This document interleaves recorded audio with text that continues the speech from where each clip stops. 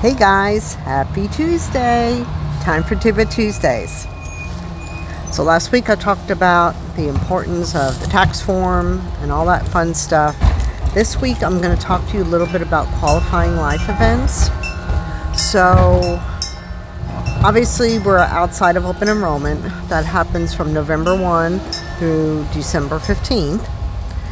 And you can't just hop on the marketplace anytime when it's not open enrollment. So what are ways that you can opt into getting that individual coverage during the other times of the year? Well, one, if you've lost coverage. So, and not due to not paying a premium, that doesn't count. If you got let go from a job, can't afford COBRA, if your COBRA is ending, if you move from a different state, obviously we need to change your insurance to this state. You turn 26 and you can't be on your parents' insurance anymore. All those things will qualify as a life event and we can get you coverage. But remember, that coverage will start the first of the month. So we need to make sure we're enrolling you by the end of the month for the next month. And then there are instances where they also ask you about documentation.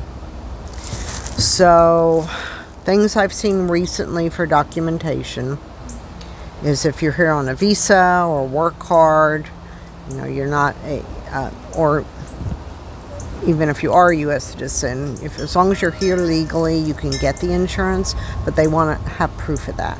So I'm going to have to upload that document to the portal. They usually will allow me to enroll you, and then they give us 60 to 90 days to get that information loaded up into the portal so they can review it. I like doing it sooner than later, so just in case you don't like what we sent, we can come up with different documentation. Job loss or insurance loss. This is a little tricky one because I always tell people hang on to the thing that says you no longer have coverage. What I'm seeing right now, and I don't know if this is a glitch, but this is how it's working, is that if you've not lost coverage yet, let's say your coverage is ending the end of April, and we enroll you now so your coverage starts May 1, they're not asking for documentation to prove that. They could, so it's really important you have that letter showing your coverage is ending. But I know for a fact that if your coverage ended March 31st and now you're enrolling because you have 60 days, that's the time limit to get you enrolled is 60 days. You now have 60 days to enroll, but you've been without coverage for April because your coverage ended March 31st, and now they want proof. And we have to upload that document showing that you lost coverage and when your coverage ended, and it doesn't allow me to make your payment. It blocks the enrollment until we complete that step. Super important. And they don't make that decision instantly.